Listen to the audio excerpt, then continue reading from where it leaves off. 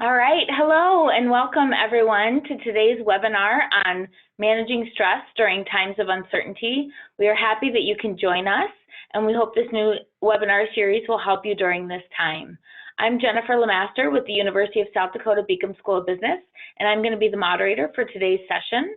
Before we get started with today's discussion, I have a few announcements that I would like to share. All participants have been muted for the duration of the webinar, but we'll have ample time for Q&A at the end of the discussion, where you will have the opportunity to ask questions that you might have. So feel free to type any questions that you have throughout the discussion into the chat bar, and then we will get to those at the end.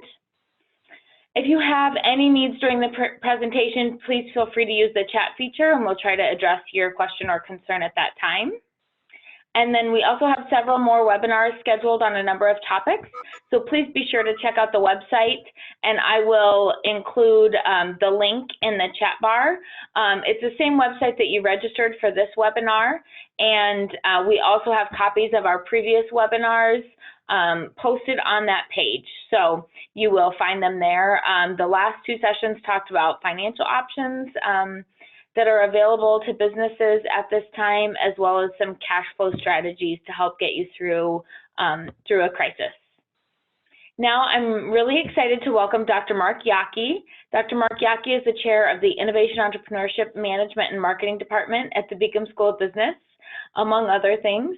And he teaches courses in organizational behavior, leadership, strategy at a variety of levels, including courses specific for companies and government agencies. So Mark's got a great presentation for us today, and we're really looking forward to it. So Mark, I will go ahead and turn it over to you. Thank you, Jennifer. I appreciate that. Hello, everyone. I actually even recognize a couple of names out there, so that's kind of fun, interesting to see. I see most of you are holed up in your home offices and places, so that's good to know social distancing is working. I'm going to start off by getting my screen set up here, if I can do this. Let's see if I do it correctly. Well, let me just give you a little bit of information about myself to begin with, and then we'll get into the subject of the day about stress. Just a little background. I've got about 45 plus years of leadership experience, including running a small business. I recognize many of you probably been in that business management area as well. My field was photo processing. I used to run photo labs. So we took a small lab in Idaho and built it into one of the largest photo processors in the state. And then about the mid-90s, I saw my first digital camera and realized that 20 years of work were going to go away and we were going to have to find a new career. So I've been in those shoes as well, caused a little stress in my life, you could say. But I've been in a number of other leadership positions throughout my life. Been at USD now for about 16 years, and as Jen mentioned, I have a PhD in management, and I teach in the areas of org behavior. I do have about 60 plus years of stress management experience. That's because I'm over 60 years old. And as the way I see it, every minute of every day of your life, no matter how old you are, you've been in stress management. It's a daily fact of life for most of us. So we are all experts. I wanted to put a little bit of some parameters on our discussion today about what I'll be able to achieve or not be able to achieve. I'm not going to be able to give you a silver bullet or magic potion that's going to make all your stress go away in life. That's not going to happen. Stress is a multi-dimensional feature in our life. It comes from lots of different angles. There's a lot of things that contribute to it. It's a dynamic thing. It's always evolving, and it's unique to you. The things that cause you stress are different than what causes me stress, and vice versa. And for those reasons, I can't give you a prescription that's just going to work for you. I'm not a psychologist, sociologist, or doctor, or anything else, so they really do get testy when I start writing prescriptions anyway. But we're going to be looking at tools that hopefully you'll be able to apply in your situation. So the stress management tools must be multidimensional, dynamic, and unique to you as well. As we talk about the various tools and the techniques that we might utilize, think about which ones would work best in my life. Some of them you're already going to be using, I guarantee it, but you may find some new ones to think about utilizing as well. All right, I apologize for starting off with a slide that looks like a squished spider. Usually, it's not recommended that you have a slide that looks like this. It's got way too many lines and arrows and everything on it, but we're going to break it down piece by piece. I start here because I want you to understand the process. So focus for the time being on the center line. There are events in our lives which cause us stress. And then that stress leads to what we call first and second level outcomes. These are behaviors, emotions, and long-term behaviors that we utilize or result from our stress. Those behaviors also contribute to a feedback loop. The feedback then works back to the events and the stress to see if that's going to increase or decrease those things. So we can have either a positive feedback loop, which helps us reduce stress in the future, or we can have a negative feedback loop, which is going to cause us more stress in the future. So the stress management techniques we talk about today are all about that feedback cycle, trying to improve that, and also to help on the bottom side of the model, which we're going to get to next. So let's break apart the model piece by piece. First, we're going to focus on the events, the type of events that cause stress in our life. These are often divided out into different categories, and I'm going to use 4 different categories today. You can use whatever categories you want. But encounter, time, situational, and anticipatory. But here's what those look like. Encounter stressors are those that usually involve people. Maybe they have a different role. Their personalities conflict with yours. Values might be different than what you like or want. If those types of people-centered stressors, well, you know what I'm talking about. I'm sure you've had those people in your life. Time stressors usually are about too much to do and too little time to get it done in. So I know a few of you are probably in that situation right now. You're working from home instead of working from the office. Kids are at home, not in school or at the daycare. So you're both a full-time employee and a full-time child caregiver and a full-time teacher and, right? Some of you, however, may find yourself on the reverse side of that coin. Maybe you've got too much time on your hands. Kids are all grown, you used to be working, you've lost that job or something's happening, you're not working at least for the time being, and now you're sitting at home wondering what to do with yourself. And you can't go anywhere, you can't do anything, you feel stuck. So time stressors come in multiple flavors. Situational stressors are, some people will refer to them as environmental stressors. It could be about the work environment, and in today's situations, we've got plenty of jobs that's an issue. Safety and security issues on the job. We see people trying to make sure that they don't get the virus and so forth, pass the virus along. The situational stressors also occur just in life. Things that happen in our lives. Weddings are a stressor, for example. They're a good stressor in many ways, but they're an environmental stress. Being at home, stuck with your kids all day, when you're not used to that, can be an environmental stressor as well. And then the 4th category are anticipatory stresses, things that we just don't know what's going to happen. And certainly those are flying around everywhere right now too, that uncertainty and lack of control. And we're going to try a little something here if you're game for it. I'm going to try a little poll, and we're going to see which of these stressors are most common in your life right now, the ones that you're struggling to deal with the most or that are giving you the most trouble. So Jen's going to try to bring that up. It looks like the anticipatory stress is kind of the key one. Not too surprising since we're dealing with a lot of uncertainty right now, but also a fair equal amount of time and situational stressors. Probably because we're not in our normal time elements and we have extra duties to do. And then again, the situational, the environmental stuff. So anticipatory being our strongest one, situational and time being a close second and third. All right, so fairly evenly balanced. Not too many of us worried about the encounter people sort of stressors at the time being.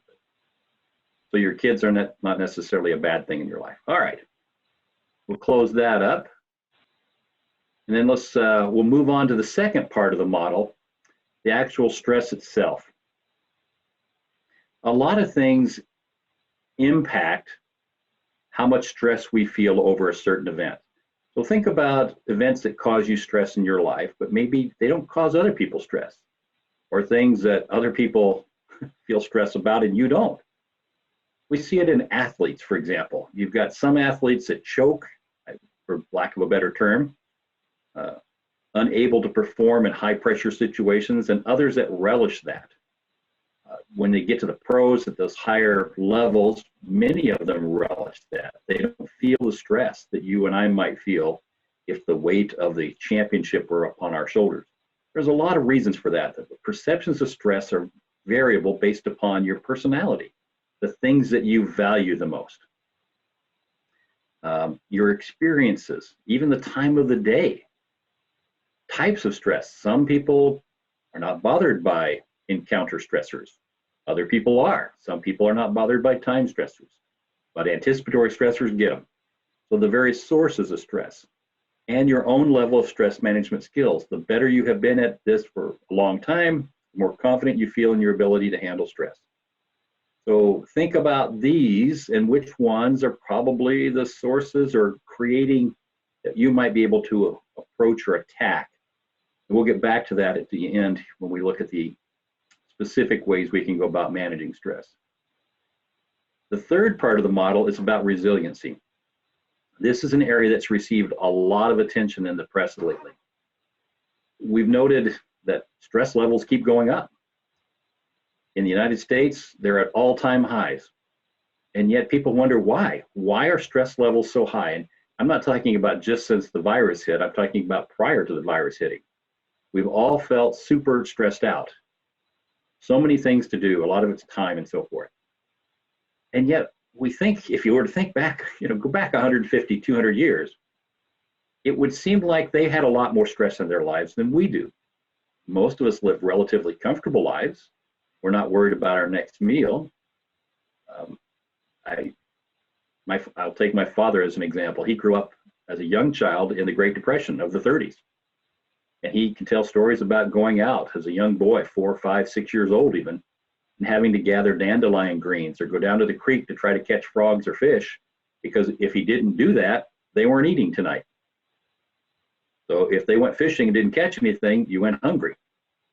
That's pretty stressful for a 6-year-old, what do you think? Stories about people who live in environments that are much more stressful. I read a story about a young man and his sister who lived in Sierra Leone. And there was a 10-year civil war that was going on in Sierra Leone. And the guerrillas came into their village. And the two of them were hiding in the bushes as they watched the guerrillas drag their parents out of the home and execute them. They had to run through the jungle for 2 or 3 days till they found other people. Eventually were able to come to the United States.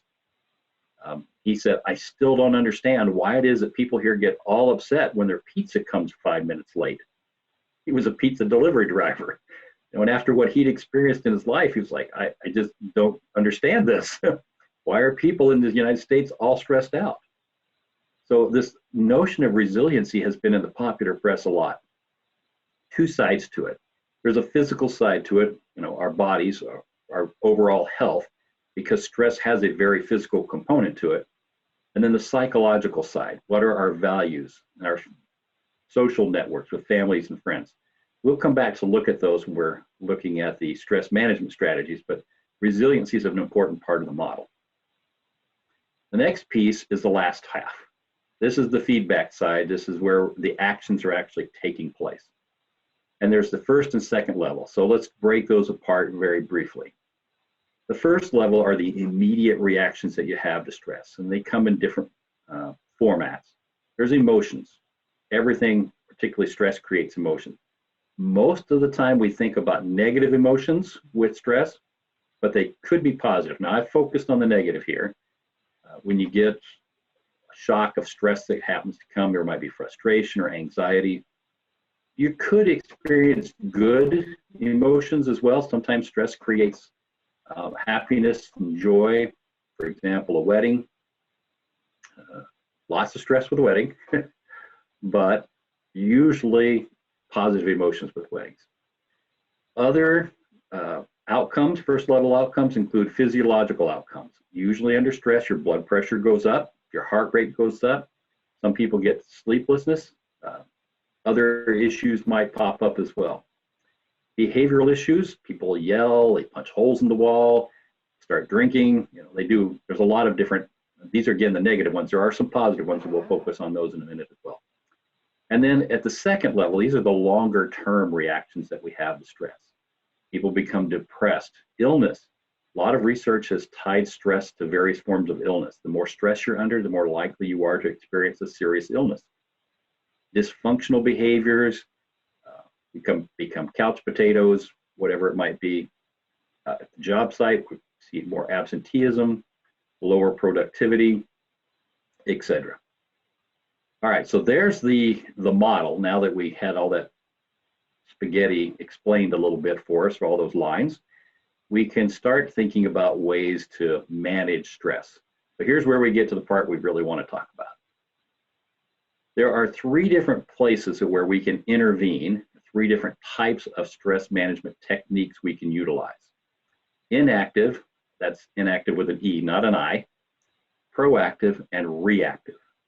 And they intervene in the model in different places, and therefore they have different levels of efficiency and effectiveness.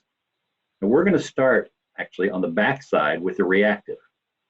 We're going to look at those and then we'll move forward. Reactive are the least preferred, but they're still an important tool in the tool belt here. So reactive strategies are things that help us in a moment of high stress. They're going to mitigate those first and second level outcomes. So here are a few of them that you probably recognize. You might use a few of these. We'll find out in a minute. But take deep breaths. Do muscle relaxation. Some people participate in a physical activity. Maybe in a moment of stress, you feel like I need to go for a walk or I need to go for a run. Do something. Visual imagery. Picture yourself in the most peaceful place, on the beach, right? Or in the mountain meadow, or wherever it is that you would like to go. So you mentally take yourself there to get away from the stress. Distractions. We might do a crossword puzzle.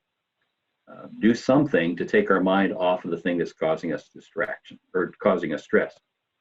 Or we do rehearsals, so we start playing through situations in our mind, and it helps us calm down because we're able to see that we'll be able to deal with this. All of these are reactive stress strategies. They're temporary. They usually help us turn those negative first level outcomes into positive first level outcomes. So instead of punching a hole in the wall, it's much better to go for a run, right? Instead of screaming or crying or yelling or hitting somebody, we do a little deep breathing, a little muscle relaxation, okay? Those are better outcomes. You can imagine the feedback cycle that you get if you were to scream and yell at someone in anger because of stress, and how that loops back into creating more stress and more negative actions that are going to increase the overall stress level, not only for you, but for other people. So utilizing these reactive stress strategies is good, but the results are temporary. They're not removing the stress, they're simply helping us deal with it more effectively. So we're going to try another poll here. So let's see which of these techniques you tend to use most often.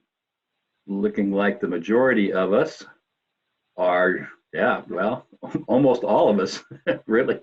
We have one deep breather, which you can do by yourself, but don't do it on the phone. Just saying. Most of us turn to distraction, which is pretty common, I would guess, or a physical activity. That doesn't surprise me too much. Again, whatever tool works for you. If those are the ones that work, great. Utilize those. So those are reactive stress strategies. We get back to our model here.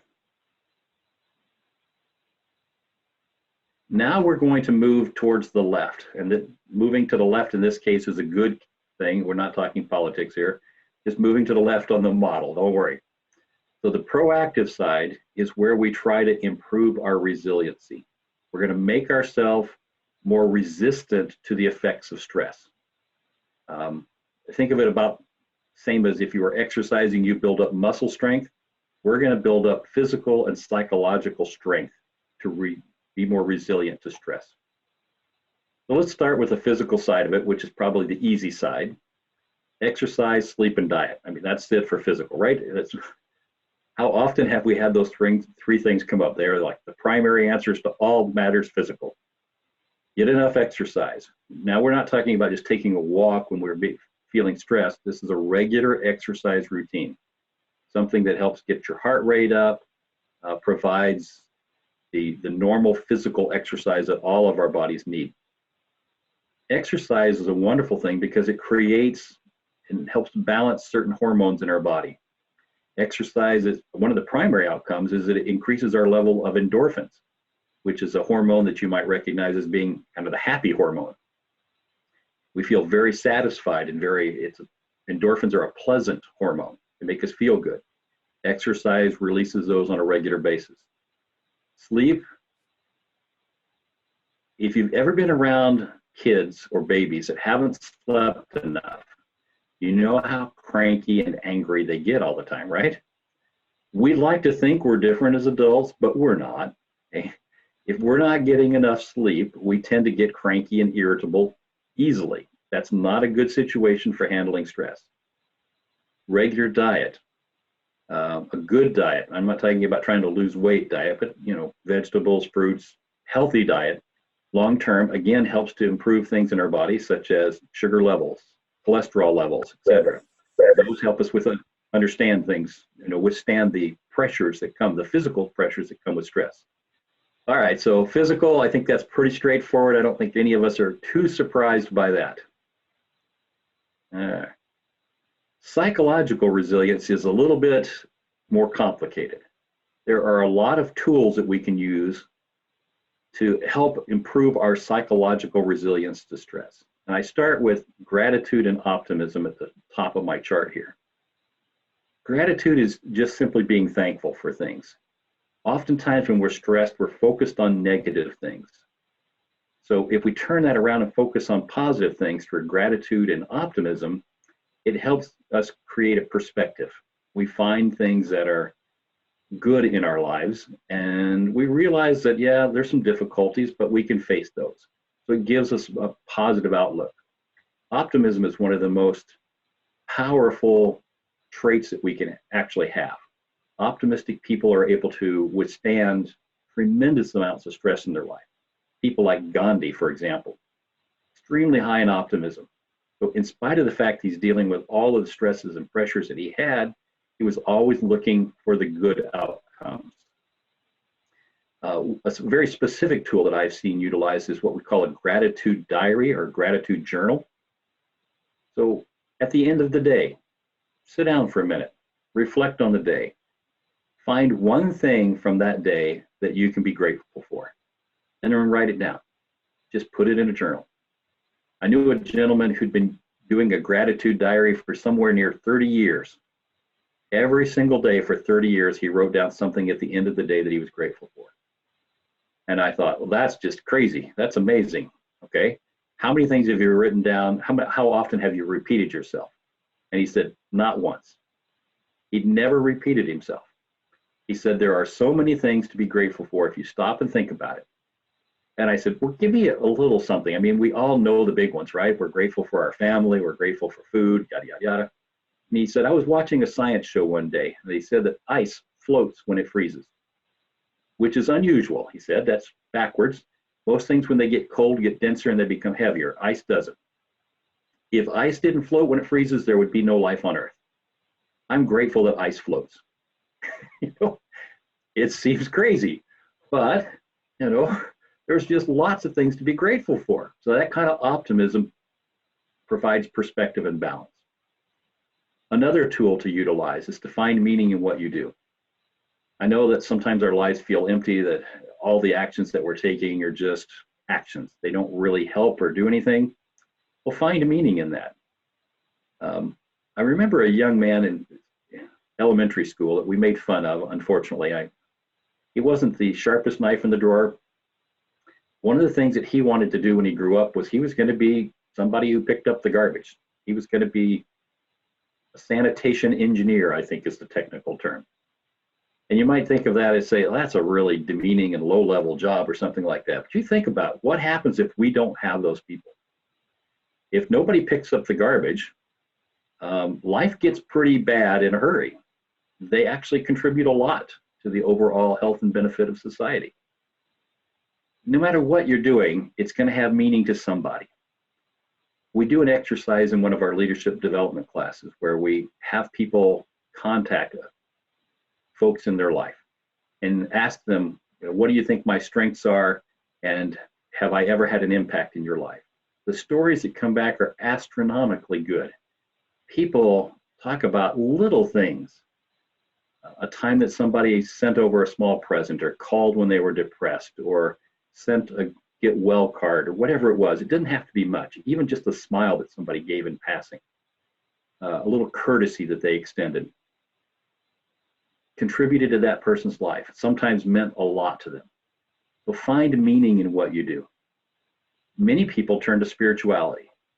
This is an opportunity to, again, set priorities, perspective, long-term look. And it doesn't really matter what your preference is, whether you're Christian, Muslim, Hindu, maybe non-denominational of any kind, but spirituality, a connection to something bigger and greater, helps us put this life and our somewhat human frailties in perspective. There's a social aspect to psychological resiliency. Do you have good relationships with other people? And if not, can you start developing those? None of us are islands. None of us are meant to be islands. We need people in our lives. I refer to it as herd animals. We're herd animals. We're like cows. Cows don't like to be alone. We don't like to be alone. That's one of the things that's probably difficult for us all right now, is we're alone more often than we want to be. We miss those relationships from work, with friends, at barbecues or hanging out or going to the game or doing whatever we do. Focus on those, reconnect on those. Maybe we can't actually be physically with them, but we've got lots of electronic devices at our disposal, whether we're on Skype or Zooms or phone conversations, whatever it is. We had an interesting event happen yesterday beside our house that reminded me of this. So apparently our next door neighbor has a young son. I kind of guess he's around 5 years old, birthday. But he couldn't have his friends come over for his birthday party, right? He can't have a birthday party. So apparently fire departments are doing a thing. He's into fire trucks. And so they had the fire department come, and they came with fire trucks and the paramedics and lights going and sirens going. My wife and I thought somebody had died somewhere, but all these cars lined up, and they all had signs that they hung out the window, happy birthday, Will, Those types of things are still unique. They're interpersonal relationships. They help connect us together as humans. That helps our psychological resiliency to know we have friends that were important to them. And finally, another area to think about here is self-discipline. What are the ways that you can make yourself do things that maybe you don't always like doing? But self-discipline helps you focus. It lets you know that you're strong enough to do things that are hard and to get through tough things. When you think about my father growing up in the Depression, it was hard. You had to be self-disciplined. If you became a couch potato, you died. That simply was not an option. You had to do hard things. So self-discipline is another psychological resiliency tool. I think we've got time. We're going to do one more quick poll for this. Let's see which ones of these psychological resiliency factors you tend to favor. And hopefully you've got a number of these in your life.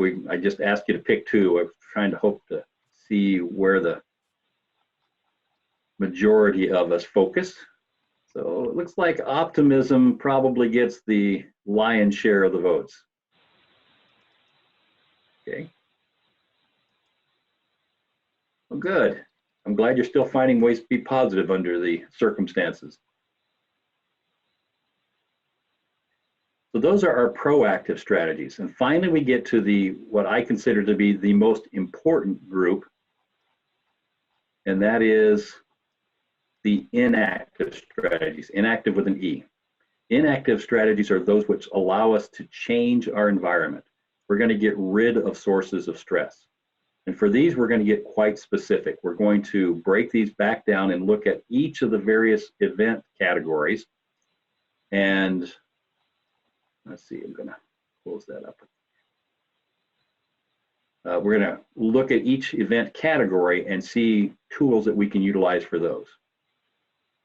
I started with time because I felt like that was probably one that everybody was going to be feeling right now, and I think the poll showed us that it was.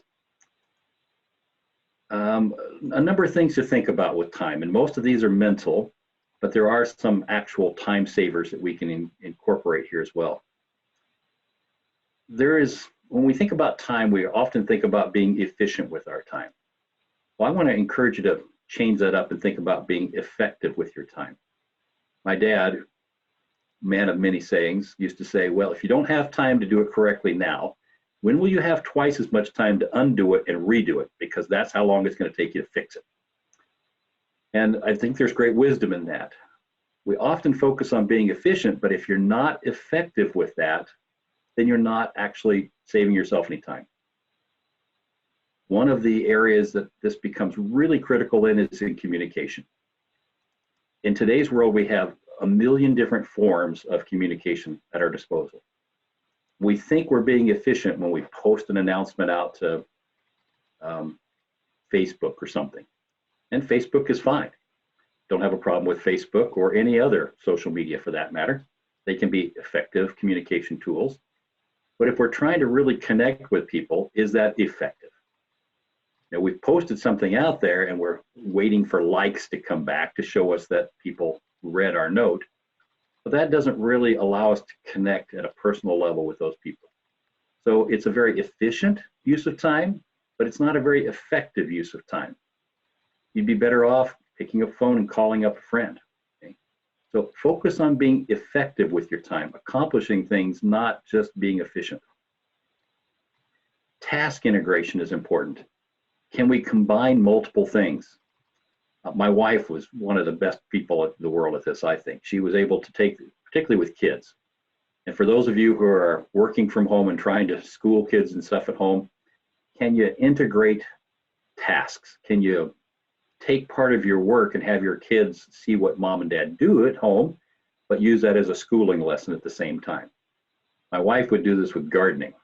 So kids, of course, didn't want to go out and weed and whatnot, but she turned it into a game. So it wasn't just pulling weeds. It was, our son would get his little bulldozer out and plow up weeds or whatever else. So she could turn it into a game.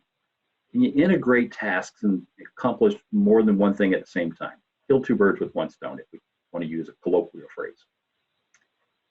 One of the more important tools that I've found for my life personally has been this next one, to focus on what's important versus that which is urgent. We get a 2x2 sort of a matrix here from this. If you think about things that are urgent, being high or low in urgency or importance the same way. And most of life can be explained in 4 boxes somehow, right? Things that are highly urgent and highly important, we would refer to as a crisis. These are things we have to deal with, and we have to deal with them right now. Car breaks down, the basement flooded, you have a sick child. Those are things, they're crisis, and they're going to get our attention. In the bottom right-hand corner is the exact opposite. Those things that are low in importance and low in urgency. These are our escapes, and they're okay from time to time. But if you use escapes too often, you find that that's a negative part of the feedback loop. You're actually creating more problems for yourself down the road. We find ourselves actually spending a lot of time in the lower quadrant over here, the interruption side. We're dealing with things that are highly urgent, but they're not important. Maybe a phone call, or we're spending too much time on social media, or whatever it is. Those seem like they're important at the moment, but they're really not important. But they are highly urgent, right? I've got to respond to that email right now. Maybe you don't. Maybe you don't have to respond to that email right now. Instead, we could spend more time in the upper right quadrant where we're making improvements in our lives. Long-term investments, if you will. So at the bottom, I put this spending time versus investing time. So I'll ask you a question and I'll tell you about an exercise that we utilize. How much time, free time, do you have per day? I'm not gonna, we could do a poll on that, but I think we'll forego the poll. But think about the amount of free time that you have per day. When I ask students that questions, I get anywhere from 30 minutes to 4 or 5 hours. How much free time do you have per day? 2 hours. Let me see. 2 hours, okay? Let me suggest to you that you actually have 24 hours of free time every day. Now, I know you're thinking, I do not. I don't have 24 hours free time. Sure you do. You can do whatever you want with your 24 hours. You can sleep, or you can not sleep. There are consequences to your choices of what you decide to do with that. If you choose not to sleep, you're going to get sick, you're going to become unhealthy, it's not going to go well for you. You choose to spend time sleeping because the outcomes of not sleeping are worse than the investment of time that you make in sleeping. So you invest those 24 hours a day in whatever you want, whether that's relationships or killing aliens in a video game. So instead of thinking about how you spend time, think about how you invest time and what you're investing it in. Are you investing it in highly important things, even though those things are not necessarily urgent things? To know the answer to that question, consider this exercise. Sit down and write your own eulogy. Daunting task? Assume that you live to be 70, 80, 90, I don't know, whatever age you think is a good age to go. What do you want somebody to stand up and say about you at your funeral? If you write that eulogy down and then look at the things that are included in, those are the things that are valuable to you. Those are the things you should invest your time in. My guess is that they're not going to be some of the things that you are investing your time in right now. You're spending your time on. Instead, invest it. Gary Ellis was CFO for Medtronics, and he gave a talk for us at USD. He was talking about the most important things, the keys to success. And his final one was this, and I thought it was very profound. He said, at the end of my career here, as I'm retiring, I look back and nobody remembers me for how many quarterly reports we had in on time, how many times we met our financial goals. Nobody remembers any of that. The only thing they remember about me is how I treated them. So again, how are we investing our time? Are we investing in those things that are important, even if those things are not necessarily urgent? So those are some time strategies to consider. Whoop, got to get, there we go. Now we can talk about situational strategies. For your work environment, can we redesign things? We've seen this already with the COVID-19 crisis. People have redesigned their work processes. So rather than having potentially sick people come into the office, we do car checks. So we're doing health screens at a car. I've even seen them put fans beside the car and have the person open up the window on the opposite side of the car so that whatever's coming out of the car blows out the other side, creating that. We're trying to find ways to redesign work processes to make things safer. Can we find appreciation for the tasks that we do at work? Can we provide people with more autonomy to make more decisions and get appropriate feedback? So these are different ways to help us in a work environment. Now, some of our work environment has gone home though. So now we're dealing with personal environment space. Some of the difficult parts about stress at home is that we think we have to do it all. Somehow we have to be Superman or Superwoman, and we've got to be perfect at everything. This is one of the issues that I have with some of the social media sites like Pinterest. I have a daughter who's really big in Pinterest.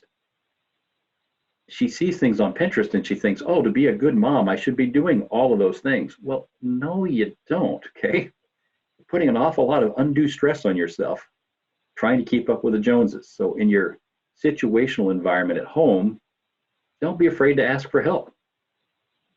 There are people who want to help you. If you're struggling right now with things, reach out. Don't let your pride stand in the way. Think about how good you feel when you're able to help others. Allow other people that same privilege and blessing. They want it as well. They want to feel like they're being assistance. So you might think of it as being dependent on someone. If it's a 1 or 2 time thing, it's not dependency, it's just being good neighbors. We all help each other out. So focus on the values that you have. Prioritize things that are good, better, and best. A good friend of mine has 4 young sons. And when they were really young, when they were in their preteens and teen years, they were involved in 9,000 different things. Soccer, football, music, band, all these different things. And they were running around 9,000 miles an hour every day after school, eating in the car. Both parents, 2 different cars going 900 different directions. And he said, he was so stressed out. And I said, well, why do you do all that? Well, because, it's good for the kids. They're learning all these things. I said, well, is that more important than learning what it's like to be home with their parents? Is the stress that they're feeling trying to perform in all those areas more important than feeling accepted at home? And so he took my advice to heart, and they cut out everything except one thing for each child. And then they spent days and evenings at home and had dinners together and so forth. And they found out that was a much better option for them. So focus on your needs, let go of some wants, know the difference between those two. What is it I really need? Well, we have lots of wants, but if you're struggling for resources right now, focus on just those things that we need. Gratitude and journaling, I think we spoke about those. We're running a little short on time, so I don't want to spend too much time there. Got to get some questions in. Encounter stressors, we didn't have a lot of those, so I won't spend a lot of time on this one. One of the biggest issues I see in today's world is we lack trust with each other anymore. Give people the benefit of the doubt. If you're struggling with a relationship with somebody, assume that that person really is trying to do their best. Provide service to others. Puts priorities in order again. Use emotional intelligence. Communicate with people. Utilize social networks. Won't spend a lot of time on those because it wasn't a high priority for you guys right now, but if you are struggling with any of those, there are plenty of tools available. And then anticipatory ones. This was an area that we're looking at right now. We don't know what's going to happen. I get it. We just don't. But you'll see the worst case scenarios being touted out there a lot. We tend to focus on that. There's a lot of what we call perceptual biases that tend to focus us that direction. Don't overestimate those probabilities. Sure, this could go on for years, but it's probably not. Instead, focus on the things you can control, whatever those might be, and look for small wins. We got through the week. My son passed his advanced math test that I had no idea what was on it. Little things can go a long way. Break big projects into little projects and do them one piece at a time. You can eat an entire elephant one bite at a time. Remember, for those of you who have strong faith, a level of spirituality, anticipatory stressors, again, are focused on the here and the now. Faith and spiritual wellness factor in long-term things. If it's not going to matter 10 years from now, why does it really matter that much right now? And then, of course, where you can, do your own contingency planning. There are times that you'll be able to plan in advance, and you don't know what's going to happen, but you'll have a plan for each of the 3 different outcomes that are most likely. Implement that as it goes along. All right, so kind of rushed there a little bit at the end, but I did want to open it up for some questions or time. If anybody has things that they want to talk about or share what tools are working for you, let's open the doors for that. Do you have any recommendations? I know you touched on it a little bit, but for helping children manage stress, and in particular, younger children who can't really understand what is going on and why they can't see their friends and why they can't go run to the park like they have in the past? Well, that's an excellent question. And I've got 3 children that are dealing with that issue because grandkids in all the homes sort of thing. Again, you focus on what you can control and you try for them distractions. Explanations help too. But you have to explain things at the level that they understand. So no, we can't go play at so-and-so's house because, you know, we might be sick, they might be sick. They understand being sick. We're trying to be safe. We want to spend more time with our family. Those are tough ones because kids don't understand at the same level we do, but they still feel stress. I'm going to open that up. Anybody had any success in that? All of my grandkids are far away from me, so I'm not exactly sure everything my kids are doing in order to deal with that particular issue.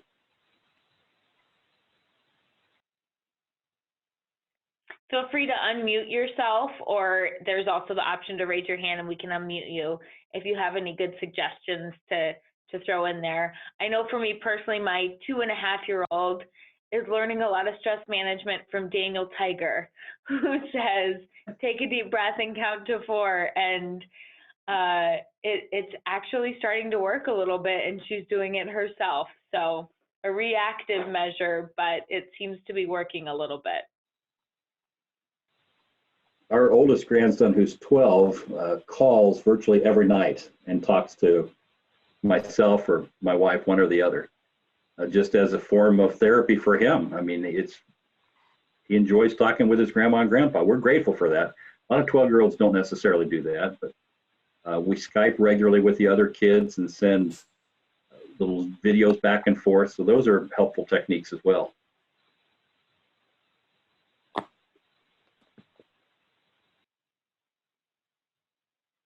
We had someone come in on the chat. Oh, sorry. Go ahead, Marilyn. I was just going to say that our family has been taking turns doing classes with the little ones, with our grandkids and nieces, nephews and things. So like my husband teaches Taekwondo, he's able to do a little Taekwondo class with them. I did actually a conflict resolution for kids little workshop with them. My daughter's teaching a singing class. So it just kind of breaks up their day and gives them some things to do, and also has the people interaction portion. So that's helped our family.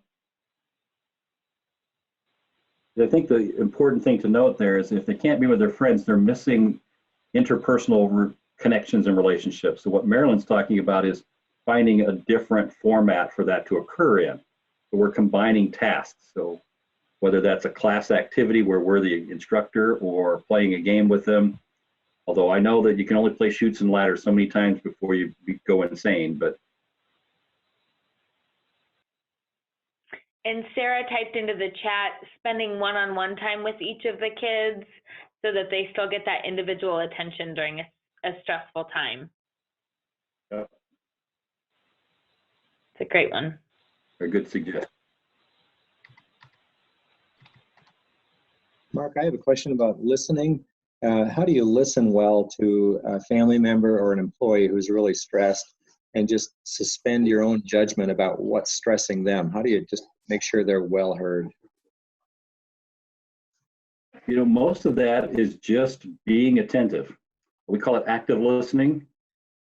When you're listening to someone, there are 4 different types of responses you can give. You can either give advice, you can ask questions. We call those probing responses. You can deflect and talk about something else, or you can ask questioning. So we're reflecting rather. So when you're trying to understand, the best things to do are ask probing questions and to do reflecting statements. So when they explain something, ask them about that, whatever it is. Ask for more details. Ask for the feelings or emotions that they had during that, or to explain why they're feeling that, rather than to provide judgment and say, well, you should do this or you should do that. I think a lot of us, particularly those of us who are in leadership positions or, in charge of things at home or wherever it might be, our tendency is to want to give advice, to solve the problem. We're problem solvers. That's what we do. It's a good time to not solve people's problems for them. Just listen and let them vent.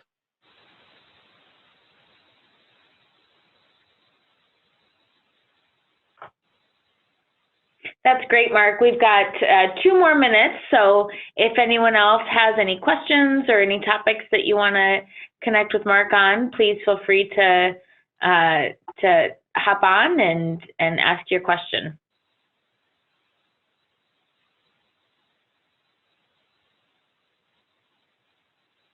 Any wrap-up thoughts from you, Mark?